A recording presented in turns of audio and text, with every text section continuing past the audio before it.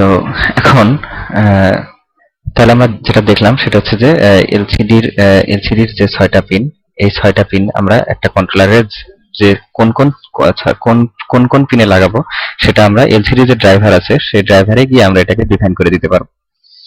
তো এখানে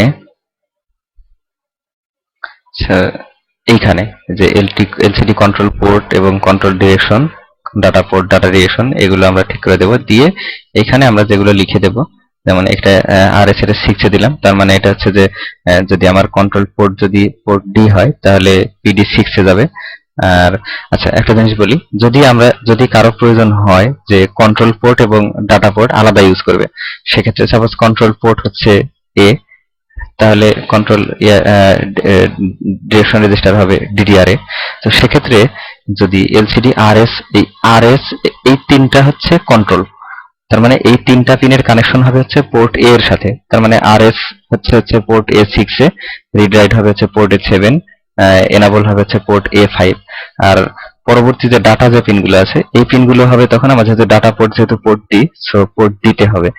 তো এখন যার জন্য এই ঝামেলা যেন না হয় সেজন্য আমরা যেটা করব সেটা হচ্ছে যে আমরা চেষ্টা করব যে ডাটার পোর্ট এবং কন্ট্রোল পোর্ট একই রাখতে। এখন আমরা দেখি যে এলসিডি যে ড্রাইভার, সেই ড্রাইভার আমাদেরকে কি কি সাপোর্ট দেবে, কি কি ফাংশনের সাপোর্ট দেবে সেটা আমরা দেখি। তো lcd.h এ আমরা দেখি নিচের দিকে যে আমাদের কিছু ফাংশন আছে, যেমন সবচেয়ে বেশি যেগুলো লাগবে সেটা হচ্ছে lcd go to xy, lcd init, lcd string, এই তিনটা আমাদের সবচেয়ে বেশি লাগবে। আর এগুলো হচ্ছে অপশনাল, এগুলো আমরা ইচ্ছা করলে ইউজ করতে পারবো, lcd অফ করে রাখতে পারবো, lcd on, lcd cursor of, এগুলো পরে দেখছি আমরা। বেসিক যে তিনটা, এই তিনটা আগে আমরা দেখি। lcd init হচ্ছে যে ইনিশিয়ালাইজ করে নেওয়া, lcd-টাকে ইনিশিয়ালাইজ করে নেওয়া। আমরা যেমন এডিসির ক্ষেত্রে যে এডিসি কে অপারেট করার জন্য যে কোন রেজিস্টারে কি রাখতে হয়, কিছু কিছু জিনিস ইনিশিয়ালাইজেশন যে কোডটা, সেটা হচ্ছে যেমন আমরা এডিসি ইনিটের ভিতরে রাখছিলাম, ঠিক একইভাবে এখানে এলসিডি ইনিট একটা ফাংশন যেটার কাজ হবে এলসিডি কে ইনিশিয়ালাইজ করে নেওয়া। এরপর আরেকটা আছে LCD go to x i. Go to x i হচ্ছে যে আমাদের এলসিডি তে আমরা দেখতে পাচ্ছি যে এখানে 20/4 অর্থাৎ 20 ক্যারেক্টার পার লাইন, অর্থাৎ 4টা লাইন আছে। সো আমি কোন লাইনের কত নাম্বার ক্যারেক্টার থেকে লেখা শুরু করতে চাচ্ছি সেটা আমরা এই এলসিডি গো টু এক্সআই দিয়ে বলে দিতে পারবো। যেমন আমি যদি বলে দিই যে এলসিডি গো টু এক্সআই 00, সেক্ষেত্রে কি হবে যে এটা হচ্ছে এক্স অ্যাক্সিস আর এটা হচ্ছে ওয়াই অ্যাক্সিস। সো 0 যদি বলি তাহলে এক্স অ্যাক্সিসে 0 আর ওয়াই অ্যাক্সিসেও 0। আমি যদি 02 বলি সেক্ষেত্রে এক্স অ্যাক্সিসে 0, ওয়াই অ্যাক্সিসে 2, মানে এটা 0, এটা 1, এটা 2। তাহলে 02 মানে হচ্ছে এটা 0, এটা 2, তার মানে এইখান থেকে লেখা শুরু করবে, এই ক্যারেক্টার এইখান থেকে লেখা শুরু করবে। সো কোন যদি আমি 42 বলি তাহলে 2 নাম্বার লাইন তার 4 মানে 4th ক্যারেক্টার এখান থেকে শুরু করবে, লেখা। সো এটা আমরা বলে দিতে পারবো যে কোন ফাংশনের মাধ্যমে, সেটা হচ্ছে এলসিডি গো টু এক্সআই। এর ভিতরে আমরা এখানে দুটো ইনপুট আছে, একটা হচ্ছে এক্স অ্যাক্সিসের ইনপুট আর একটা হচ্ছে ওয়াই অ্যাক্সিসের ইনপুট।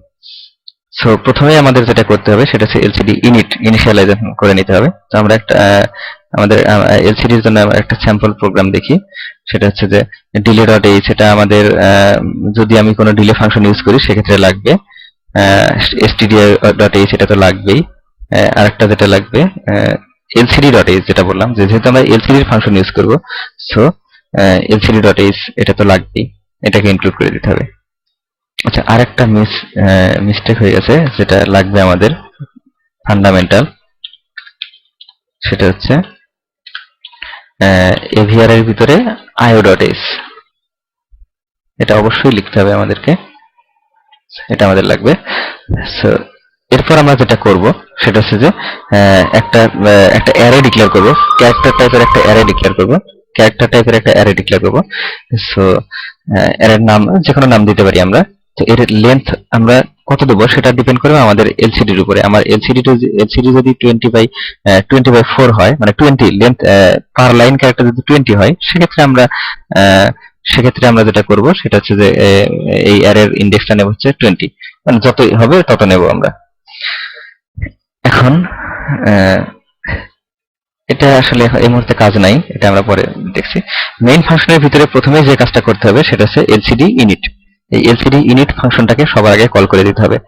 এরপর এরপর যেটা করতে হবে, এই লাইনটাতে আমরা মনে করি নাই, এটাতে আমরা মনে করি নাই, এই LCD go to x i, LCD go to x i এটা হচ্ছে যে অন অন অন অন, অর্থাৎ আচ্ছা সরি আমার একটা মিস্টেক হয়ে গেছিল, সেটা বলছিলাম যে এলসিডির এটা হচ্ছে জিরো, এটা জিরো না, আসলে এখানে জিরো থেকে শুরু করে না, এটা হচ্ছে 1 number rho, 1 number line, 2 number line, 3 number line, 4 number line, এটা হচ্ছে 1 নাম্বার ক্যারেক্টার, 2 নাম্বার ক্যারেক্টার, এভাবে শুরু করে। সো অন অন মানে হচ্ছে আমার এখান থেকে লেখা শুরু করবে, এখান থেকে লেখা শুরু করবে। So on on. এরপর এলসিডি স্ট্রিং যে ফাংশনটা, এই ফাংশনটার ইনপুট আসলে কি নেয় সেটা আমরা দেখি। এলসিডি স্ট্রিং হচ্ছে সে একটা ক্যার টাইপের পয়েন্টার নেয়, ক্যারেক্টার টাইপের পয়েন্টার নেয়।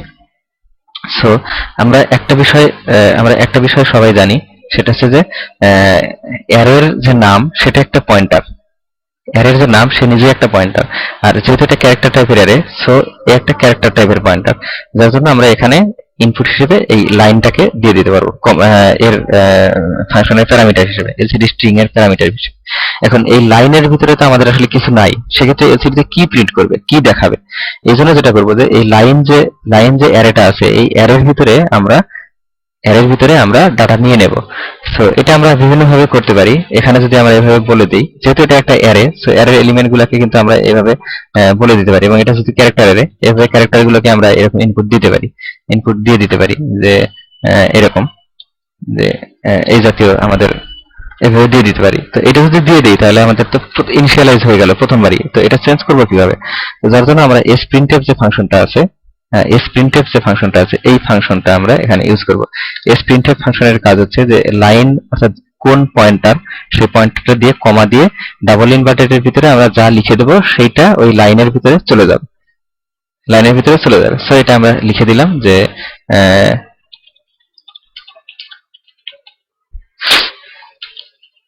টেস্ট প্রগ। অবশ্যই আমরা খেয়াল করব যে 20 ক্যারেক্টার হচ্ছে বেশি হয়ে গেল কিনা, সেটা আমরা অবশ্যই খেয়াল করব। 1 2 3 4 5 6 7 8 9 10 11 12 13 14 15 16 17 18 19। সো 20 ক্যারেক্টারের ভিতরে আছে। এরপর আমরা যেটা করব যে LCD go to x i on on, তারপরে এলসিডি স্ট্রিং লাইন। সো এটা যদি আমি দেই, সাপোজ এই অংশটুকু আমাদের নাই, দিলাম, দিয়ে আমি একটা ইনফিনিট হোয়াইল লুপের মধ্যে এসে বসে থাকলাম। বেশ, এই প্রোগ্রামটা যদি আমি এখন রান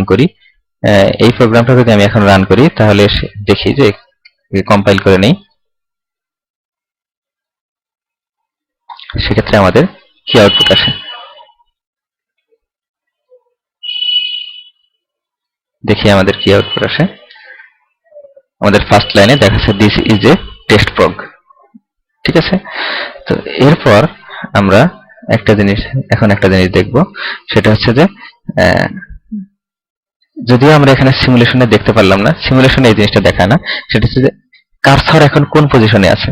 কার্সর এখন লেখা যেখানে শেষ হয়েছে ঠিক সেই পজিশনে আছে। এখানে কিন্তু কার্সরটা দেখাচ্ছে না, কিন্তু ফিজিক্যাল যে আমরা যে এলসিডি ইউজ করবো সেখানে এই কার্সরটা ব্লিঙ্ক করতে থাকবে, ডিফল্ট হিসেবে এটা ব্লিঙ্ক করতে থাকবে। সো আমরা যদি চাই যে কার্সরটা ব্লিঙ্ক করবে না, সেক্ষেত্রে এই যে lcd.h আমরা যেটা দেখে আসলাম যে এলসিডি কার্সর অফ, এই ফাংশনটা যদি আমি কল করে দেই, সেক্ষেত্রে এলসিডির কার্সরটা অফ থাকবে, মানে কার্সর দেখাবে না। এলসিডি কার্সর নো ব্লিঙ্ক, এটা যদি দেই তাহলে এলসিডি কার্সর থাকবে কিন্তু ব্লিঙ্ক করবে না। এলসিডি কার্সর ব্লিঙ্ক, তার মানে এলসিডি কার্সর থাকবে এবং ব্লিঙ্ক করবে। এলসিডি ক্লিয়ার মানে হচ্ছে যে আমি যদি এলসিডি ক্লিয়ার করে দেই, সাপোজ এই প্রোগ্রামেই দেখি, আমরা আমাদের মেইন প্রোগ্রামেই দেখি যে হোয়াইল লুপের ভিতরে এসে আমি সাপোজ একটা ডিলে দিলাম, যে একটা ডিলে দিলাম, ডিলে দিয়ে আমি এখানে দিলাম যে এলসিডি ক্লিয়ারকে আমরা কল করে দিলাম এখানে। সেক্ষেত্রে কি ঘটনা ঘটে? এলসিডি ক্লিয়ার দিলে যেটা হবে সেটা হচ্ছে এলসিডির যে কন্টেন্টস এলসিডিতে যেটা দেখাচ্ছিল সেটা মুছে যাবে। সো 1 সেকেন্ড পরে আমরা যেটা দেখবো, 1 মিনিট পরে আমরা যেটা দেখবো যে এলসিডিটা ক্লিয়ার হয়ে গেছে। যদি কখনো আমাদের প্রয়োজন হয় পুরো এলসিডির কন্টেন্টকে ক্লিয়ার করে দেওয়া, সেক্ষেত্রে আমরা এলসিডি ক্লিয়ার করে দিতে পারবো। এলসিডি কার্সর হোম, এটা হচ্ছে লাইনের শুরুতে একদম ফার্স্ট অবস্থায় যাবে, এই প্রথম পজিশনে চলে যাবে এলসিডির ক্যারেক্টার, এলসিডি কার্সরটা। সো আমরা যদি একটা কাজ করি, যেমন এখানে আমরা যেটা করছি যে এখানে আমরা যেটা করছি যে এলসিডি তে একটা লাইন, ফার্স্ট লাইনে একটা জিনিস দেখাইছি, দেখানোর পর যদি আমরা এখানে এলসিডি এখানে এসে যদি আমরা এখানে যদি আমরা এলসিডি কার্সর লেফট বা এলসিডি কার্সর হোম যদি ইউজ করি, তাহলে কার্সরটা আবার শুরুতে চলে যাবে, এখানে চলে যাবে।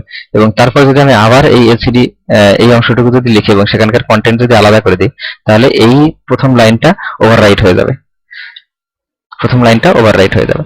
এভাবে আমরা এলসিডি কার্সর লেফট রাইট এগুলো ইউজ করতে পারবো। কারণ এলসিডি ডিসপ্লে শিফট লেফট, এটার কাজটা কি এটা আমরা একটু দেখি। এটা আমরা দেখি, সেটা হচ্ছে যে এখানে যদি আমরা মেইন ডট সিপিইউতে এই হোয়াইল লুপের ভিতরে এসে এখানে যদি আমরা 500 মিলি সেকেন্ড ডিলে দেই, দিয়ে যদি আমরা এই ফাংশনটা ইউজ করি কার্সর শিফট লেফট, এই শিফট লেফটটা যদি আমরা ইউজ করি, এটা যদি আমরা ইউজ করি, তাহলে কি হয় আমরা দেখি, আউটপুট দেখি, তাহলে আমরা বুঝতে পারবো যে আসলে কি হচ্ছে।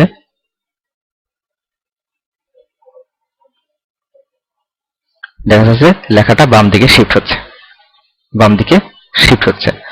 সো যদি আমরা এটা রাইট শিফট ইউজ করতাম, যদি আমরা এখানে রাইট শিফট ইউজ করতাম, এলসিডি শিফট রাইট যদি ইউজ করতাম, সেক্ষেত্রে আমাদের রাইট দিকে শিফট হতো, রাইট দিকে শিফট।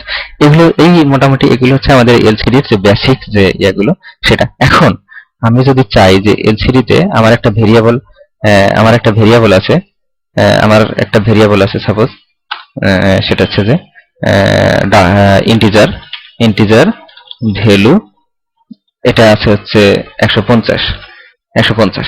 তো এইটাকে আমি এই ভ্যালুর মানটা চেঞ্জ হতে পারে, যে কোনো সময় চেঞ্জ হতে পারে, আমার প্রোগ্রামের ভিতরে ক্যালকুলেশনে চেঞ্জ হতে পারে, ওই ভ্যালুর মানটা আমি এলসিডিতে দেখাবো। সেক্ষেত্রে আমি কি করব, সেক্ষেত্রে আমাকে যেটা করতে হবে সেটা হচ্ছে যে এই যে sprintf, আমরা এর ভিতরে দেখাই, এই লাইনটুকু কপি করে নিই, এটা আমরা 2 নাম্বার লাইনে দেখাবো, সরি এটা 2 2 দেখাবো। সো 2 দেখাবো এবং শুরুতে দেখাবে হচ্ছে যে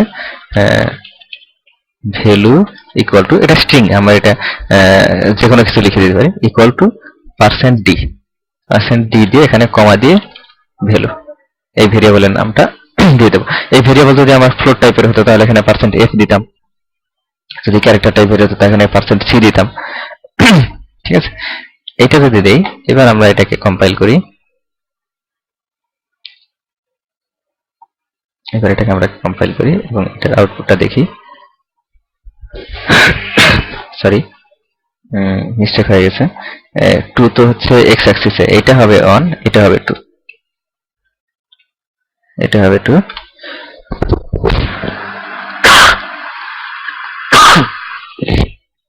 সেক্ষেত্রে আমাদের আউটপুটটা ফার্স্ট লাইন এটা আছে ভ্যালু ইকুয়াল টু, আচ্ছা আমরা এখানে শিফট লেফট ইউজ করছি প্রোগ্রামে, শিফট লেফটটা যদি আমরা সরায় দিই, এলসিডি এটা আমরা সরায় ফেলি, তাহলে আমরা যেটা দেখতে পাবো যে এলসিডি এটা দেখাচ্ছে। যদি আমাদের এটা যদি আমাদের ফ্লোট হতো, যদি এটা আমাদের ফ্লোট হতো সাপোজ,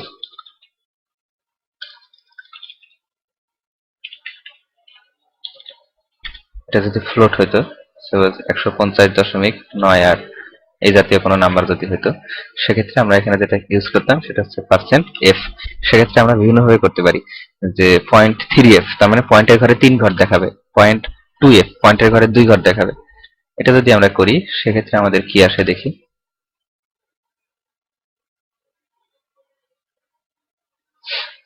আমরা দেখতে পাচ্ছি পয়েন্টের পরে 2 ঘর দেখাচ্ছে।